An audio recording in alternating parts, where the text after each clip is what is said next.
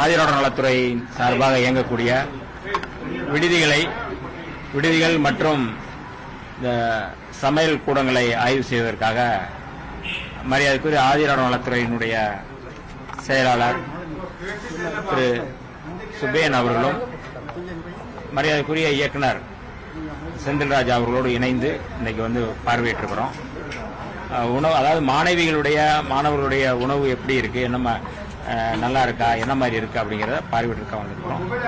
Kitchen பார்த்துருக்குறோம், அவங்க எப்படி செயல்பாடு இருக்கு, விடுதிகள் எப்படி இருக்கு, அறைகள் எப்படி இருக்கு, மாணவிகளுக்கு தேவையானது எப்படி இருக்கு, மாணவர்களுக்கு தேவையானது என்னவா இருக்கு அப்படிங்கிறத ஆய்வு செஞ்சிருக்கிறோம். சென்னையை பொறுத்தளவு மொத்தம் வந்து 25 விடுதிகள் இருக்கு. அதில் வந்து பெண்கள் விடுதி வந்து 10, மாணவர்களுக்கான ஆண்கள் விடுதிக்கான விடுதி வந்து 13 இருக்குது. இது மொத்தம் வந்து 9 இடங்கள்ல இயங்குது. இந்த விடுதிகள் 7 இடங்கள் இயங்கிட்டு இருக்கு.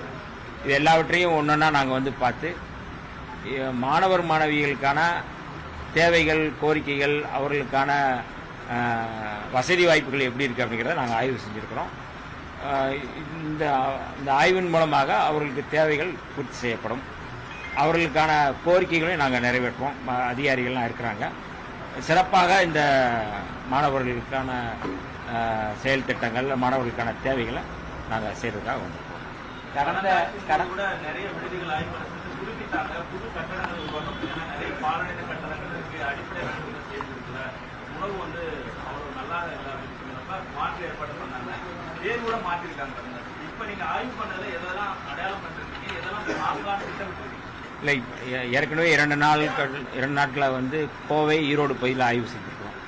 அங்கே ஒரு மாணவிகள் வந்து உணவில் வந்து கரப்பாம்பூச்சி விழுந்து கிடக்கு அப்படின்னு சொல்லி சொன்னதின் அடிப்படையில் நாங்கள் வந்து போனோம். உணவு வந்து இன்னும் கொஞ்சம் நல்லா பண்ணணும் அப்படின்னு சொல்லி நாங்கள் வழிகாட்டி இருக்கிறோம். உணவு சாப்பிட்றாங்க, உணவு இன்னும் கொஞ்சம் நல்லா பண்ணணும், பிள்ளைய நல்லா சாப்பிட்டா, நல்ல உணவு சாப்பிட்டா தான் அவங்க ஸ்ட்ரென்த்தனாக வந்து படிக்க முடியும்.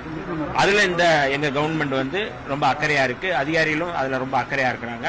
அதனால் நாங்கள் வழிகாட்டியிருக்கோம். இப்போ வந்த உடனே வந்து அந்த மாணவிகள் தங்குகின்ற அந்த அறையை பார்த்தோம்.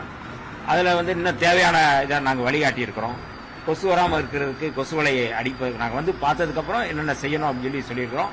கட்டாயம் இந்த ஓராண்டுக்குள் எல்லா வசதிகளையும் நாங்கள் வந்து செய்வதற்கான வேலையில் நாங்கள் வந்து திட்டமிட்டிருக்கோம். இந்த திட்டமிடல் வந்து மாணவ மாணவிகளுடைய கல்விக்கு மிகப்பெரிய வந்து உதவி செய்யக்கூடிய திட்டமாக இருக்கு. கடந்த ஆட்சியில 100% placement கேரண்டியுடன் BCom, BCA, BBA, BSc படிக்க JNN College of Arts and Science, Chennai.